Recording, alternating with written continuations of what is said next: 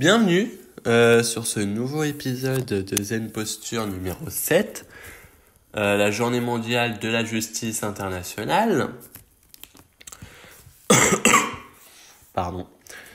Je suis désolé, mais là je suis un peu fatigué, donc m'en voulez pas si je dis des bêtises. Donc, n'hésitez pas à liker, à vous abonner et à partager si c'est pas encore fait. Mais ça m'étonnerait de vous si c'est pas encore fait. Au sommaire, on va avoir l'introduction, la définition de la journée mondiale de la justice internationale, les origines et objectifs de la journée. Après, en deuxième temps, on va avoir l'importance de la justice internationale. Donc, on va voir les fondements et les principes de la justice internationale. Et bien sûr, le rôle dans la résolution des conflits internationaux. Après, en troisième temps, on va voir l'événement clé de la journée mondiale de la justice internationale. Donc, on va voir l'historique de la journée. Je pense que vous allez beaucoup voir 1998. Ah non, faut pas que j'ai OK par contre. Donc voilà. Parce que je dois en tourner 2 en 1 heure, alors ça va être merveilleux. Donc voilà. Où j'en étais? Ouais, l'historique de la journée, des activités et manifestations mondiales. Après, je vais voir la contribution des tribunaux internationaux. Donc en gros, la cour... la CPIG, et la CPI. Donc on va voir ce que c'est un peu. Voilà. Après, en cinquième temps, on va voir les défis et les enjeux actuels de la justice internationale. Donc on va voir les limitations et les critiques des mécanismes existants et bien sûr les besoins d'amélioration et de réforme. En sixième temps, on va voir l'implication pour la paix et la sécurité mondiale. Donc on va voir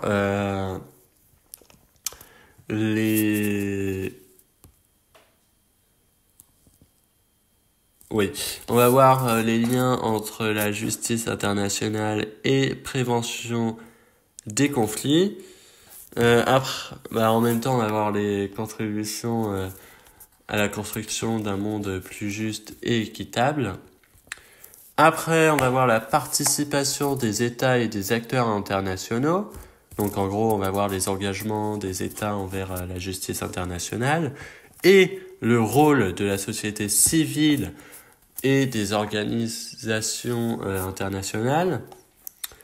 En huitième temps, ça fait beaucoup de temps quand même, on va voir la perspective de la justice internationale. Donc en gros, on va voir l'évolution possible des mécanismes existants et des défis à relever pour renforcer la justice internationale.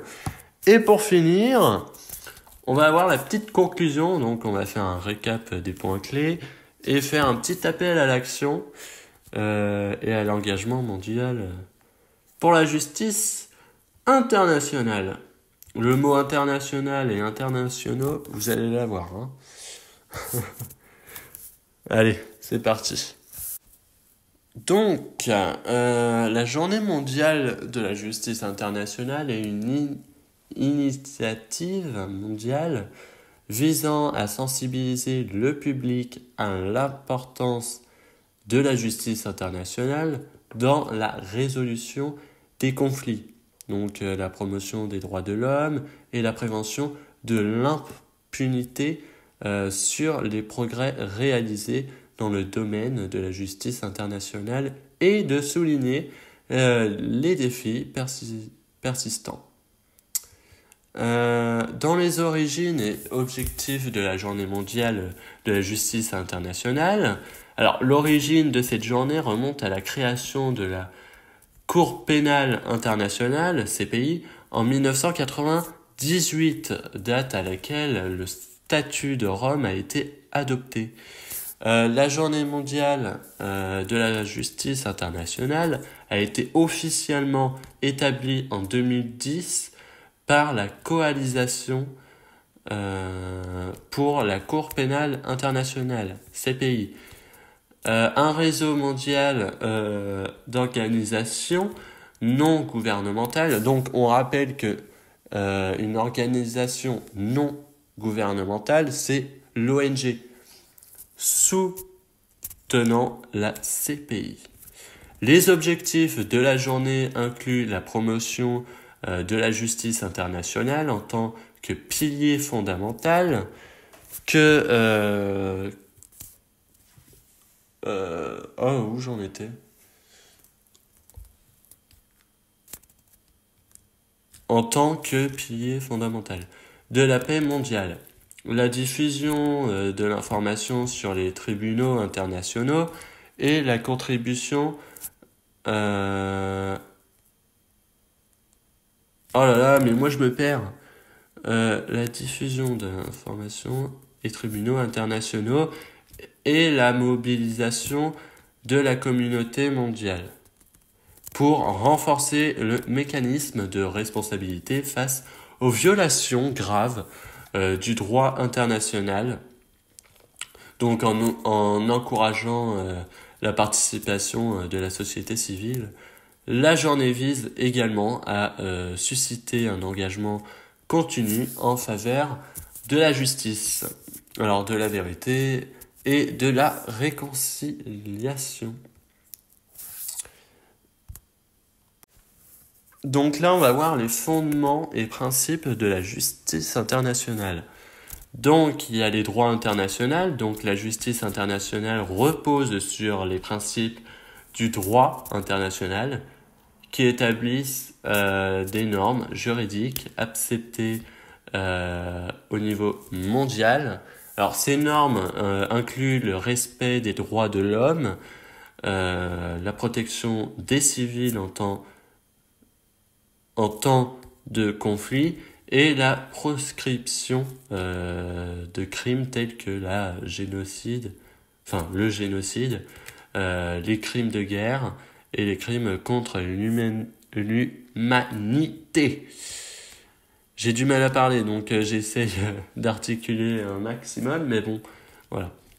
Après, on a l'égalité et impartialité, donc un fondement essentiel quand même, est l'égalité souveraine des États et l'impartialité dans l'application du droit international. Alors, tous les acteurs, qu'ils soient États, individus ou entités, sont soumis aux mêmes normes et d'obligations aussi. Après, il y a la responsabilité individuelle. Donc, la justice internationale cherche à établir la responsabilité individuelle pour les actes violents, les droits internationaux. Cela signifie que les personnes, y compris les chefs d'État, peuvent être tenus responsables de leurs actions indépendamment de leur statut. Après, il y a le principe de subsidiarité. Alors, selon ce principe, la justice internationale intervient lorsque les systèmes nationaux ne peuvent ou ne veulent pas traiter les crimes internationaux.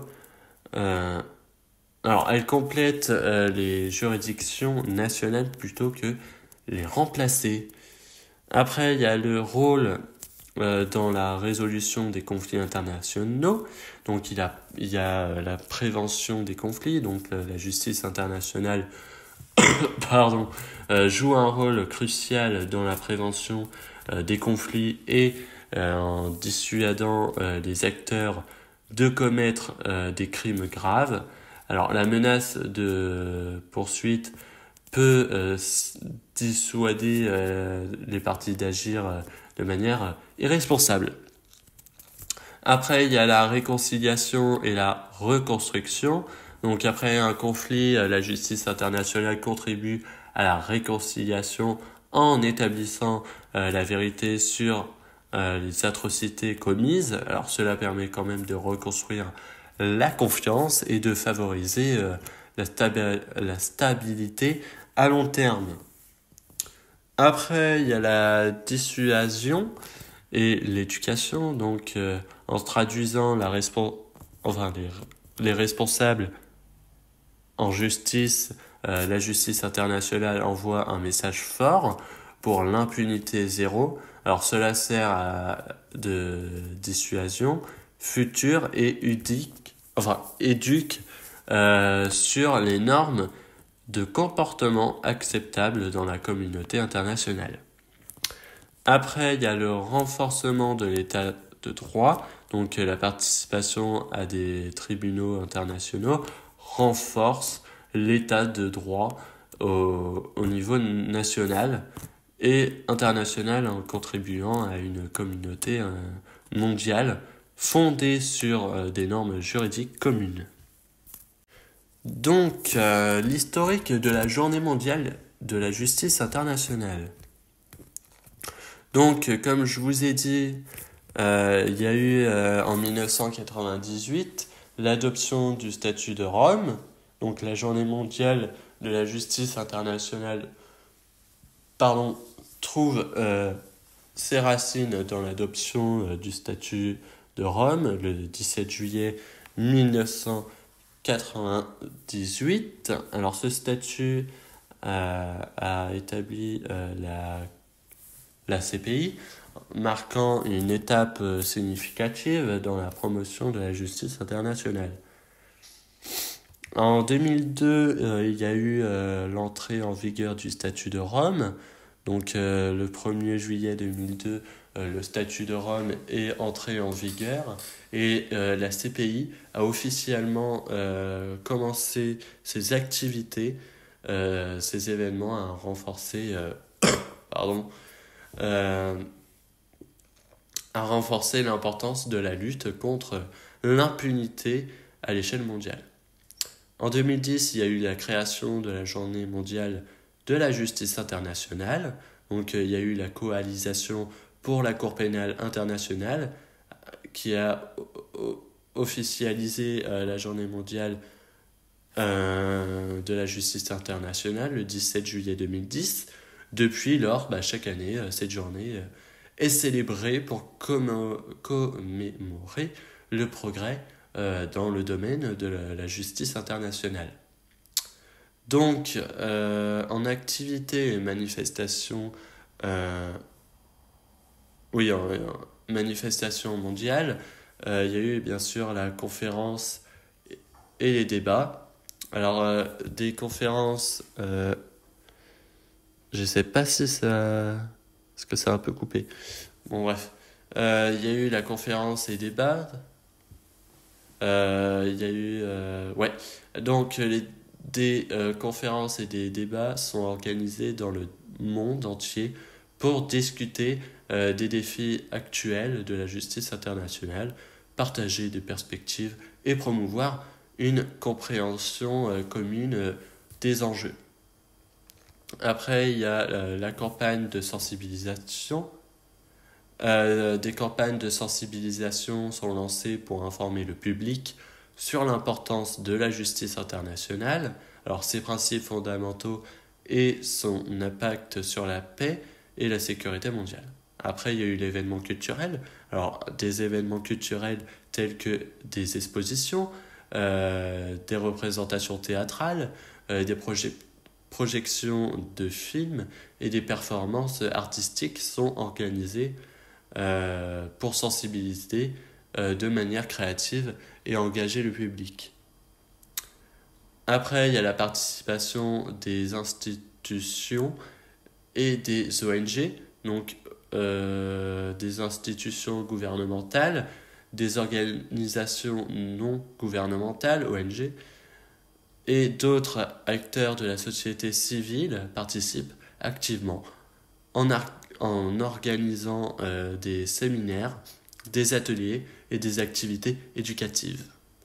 Après, il y a la campagne sur les réseaux sociaux. Donc les médias sociaux sont largement utilisés pour partager des informations en encourageant la participation mondiale. Et j'entends un moteur, j'arrive. Enfin, je reste avec vous, mais bon, j'arrive. Qui est-ce? Il n'y a personne. J'arrive. Alors, ils sont pas déconnectés, j'espère? Non, ça va. Donc, je me réinstalle. Voilà. Donc, les médias sociaux sont largement utilisés. Alors, en encourageant la participation mondiale et mobiliser le soutien en faveur de la justice internationale grâce à des campagnes en ligne. Après, il y a la cérémonie officielle, donc des cérémonies officielles parfois en collab avec des représentants gouvernementaux sont organisées pour marquer la journée et réaffirmer l'engagement envers la justice internationale. Donc là, on va parler de la Cour internationale de justice, donc CIJ. Alors, il y a bien sûr la nature et la composition.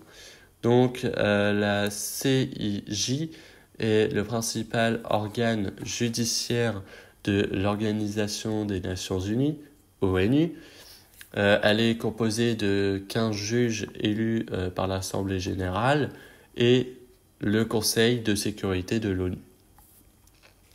Après, il y a la juridiction et compétences. Donc, la CIJ a compétence pour régler des différends entre États souverains et donner des avis consultatifs pour des questions juridiques à l'ONU. Alors, aux agences spécialisées et aux organes de l'ONU et statuer, bien sûr, sur des contentieux entre entités internationales. Après, il y a le principe fondamentaux. Donc, il y a ces décisions reposent sur les ressources du droit international, y compris les traités, la coutume internationale, les principes généraux du droit et des décisions judiciaires et l'enseignement des juristes les plus qualifiés. Après, on a la contribution de la justice internationale. Donc, la CIJ joue un rôle crucial dans la promotion de la paix en résolvant les différends entre États et de manière pacifique, contribuant bien sûr ainsi à la stabilité et à la sécurité internationale. Donc après, on va voir la CPI. Donc je rappelle que c'est la Cour pénale internationale.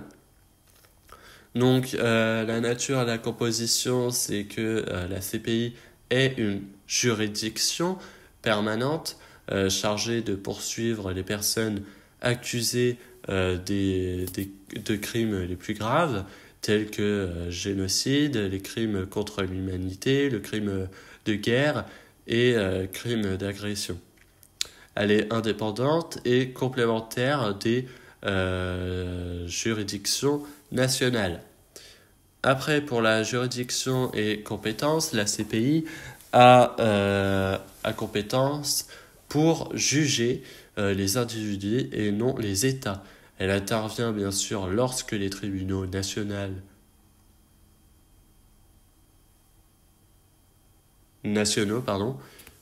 ou ne veulent pas poursuivre les auteurs de crimes graves. Elle complète ainsi les juridictions nationales plutôt que les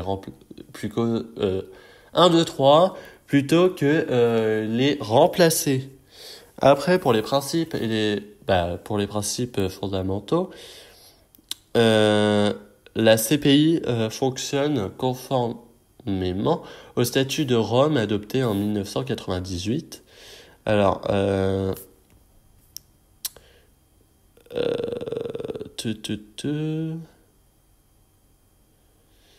oui. Alors, ces principes fondamentaux comprennent la primauté du droit, la présomption d'innocence, le droit à un procès équitable et la responsabilité individuelle. Alors pour la contribution à la justice internationale, la CPI vise à mettre fin à l'impunité pour les crimes internationaux, à contribuer à la prévention de tels crimes et à favoriser la justice et la réconciliation. Elle a quand même un impact significatif sur la promotion des droits de l'homme et la lutte contre l'impunité à l'échelle mondiale. Donc là, on va voir les défis et les enjeux actuels de la justice internationale. Donc la limitation est critique de mécanismes existants. Donc il y a la sélectivité des poursuites. Donc certains critiques soutiennent que les tribunaux internationaux peuvent être sélectifs dans le choix des affaires de poursuite et ce qui pourrait être perçu comme politiquement motivé. Donc après il y a le manque de mise en application. Donc les décisions des tribunaux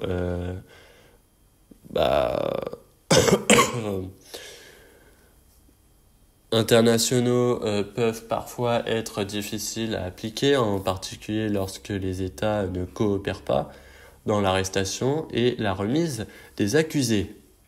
Après, on a la durée de procédure. Donc la procédure judiciaire internationale peut être longue, ce qui peut entraîner des retards dans la justice et parfois une perte d'efficacité. Après, on a le défi lié aux chefs d'État. Donc poursuivre les chefs d'État en exercice peuvent être complexes en raison de l'impunité, de l'immunité souveraine et des difficultés politiques associées. Après, dans les besoins d'amélioration et de réforme, il y a le renforcement de la coopération internationale. Il est essentiel de renforcer la coopération entre les États et les tribunaux internationaux pour assurer l'efficacité des poursuites et l'application des décisions. Après, on a la sensibilisation et éducation. Donc, accroître la sensibilisation du public à l'importance de la justice internationale peut encourager un soutien accru et promouvoir la responsabilisation. Donc voilà. Après, on a la réforme des procédures, donc des réformes visant à accélérer les procédures judiciaires tout en garantissant un procès équitable peuvent améliorer l'efficacité des tribunaux internationaux. Après, il y a l'élargissement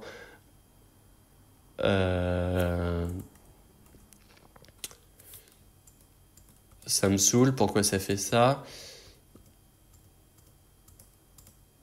Attendez, là j'ai un problème. Ah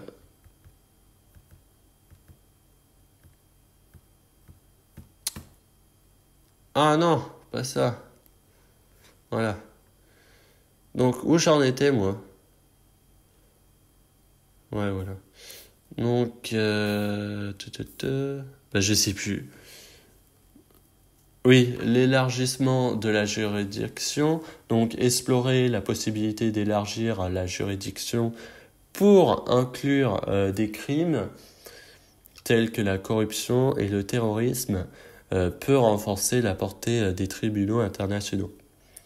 Après, il y a la révision des mécanismes, donc la sélection des affaires, des mécanismes de sélection des affaires plus transparents et équitables, pouvant contribuer à atténuer les préoccupations de sélectivité.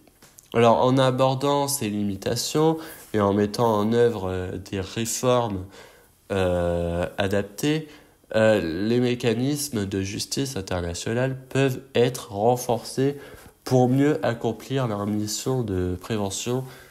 De prévention et aussi de j'arriverai pas à le dire ça aussi. Répression et dissuasion des crimes graves. Voilà. Désolé si je m'énerve, mais des fois j'arrive pas à dire un mot et ça m'énerve. Donc, il me reste 6 minutes, donc est-ce que... Ouais, je vais faire ça. Donc, les liens entre la justice internationale et la prévention des conflits, il y a la la dissuasion des crimes graves, l'établissement de responsabilité individuelle, il y a aussi la réconciliation, la réconciliation et construction de la confiance, et bien sûr la promotion de l'état de droit. Après, en contribution à la construction d'un monde plus juste et équitable, il y a bien sûr la protection des droits de l'homme, l'éradication de l'impunité, la prévention des conflits futurs et le renforcement des coopérations internationales. Donc, il y a aussi la promotion de valeurs universelles. Donc voilà. Après, pour la participation des États et des acteurs internationaux. Alors là, on va voir les engagements des États envers la justice internationale. Donc, il y a l'adhésion aux traités et conventions. Après, il y a la coopération avec les tribunaux internationaux. Il y a le soutien financier et logistique. Il y a aussi la promotion de principes fondamentaux. Après, pour les rôles de la société civile et des organisations internationales, il y a la sensibilisation et la plaidoyer, je sais plus comment on le dit, mais bon. Après, il y a la documentation et collecte des preuves. Il y a le soutien aux victimes et aux témoins. Il y a aussi la formation et éducation. Et il y a le plaidoyer pour la réforme. Alors, l'engagement des États et l'action de la société civile et des organisations internationales sont essentiels pour renforcer la justice internationale et promouvoir un monde plus juste et équitable. Donc, pour les perspectives de la justice internationale, il y a l'évolution possible des mécanismes existants, il y a l'élargissement de la juridiction, le renforcement de la coopération internationale, l'utilisation de la technologie, le renforcement de la responsabilité des entreprises. Après, pour les défis à relever pour renforcer la justice internationale, il y a la résistance des États souverains, il y a le manque de coopération, il y a la complexité des procédures, il y a aussi l'impunité des acteurs non étatiques, il y a aussi le financement et ressources limitées, il y a aussi le manque d'application universelle, et pour finir, il y a prise en compte des contextes culturels. Donc, en surmontant ces défis, le mécanisme de la justice internationale peuvent être évolués et contribuer de manière plus efficace à la prévention des conflits, à la protection des droits de l'homme et à la construction d'un monde plus équitable. Et pour finir, on a une petite conclusion. Donc, on va faire un récap des points clés. Donc, il y a eu bien sûr la définition de la Journée mondiale de la justice internationale. Il y a eu les fondements et principes de la justice internationale. Il y a eu le rôle dans la résolution des conflits internationaux. La contribution à un monde plus juste et équitable. Il y a eu aussi l'engagement des États et rôle de la société civile.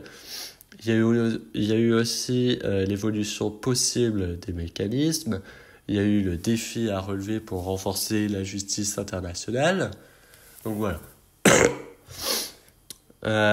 Alors en conclusion, l'appel à l'action pour renforcer la justice internationale nécessite une mobilisation mondiale. Par exemple, soutenir les mécanismes existants, promouvoir l'adhésion universelle, éduquer et sensibiliser, surmonter les résistances, innover avec la technologie et promouvoir la responsabilité des entreprises. Donc voilà. On a déjà fini avec Zen Posture 7. Si vous avez aimé, vous pouvez liker, vous abonner et bien sûr partager si ce n'est pas encore fait. Et je vous remercie d'avoir regardé jusqu'au bout ce Zen Posture. Et puis je vous dis à la prochaine.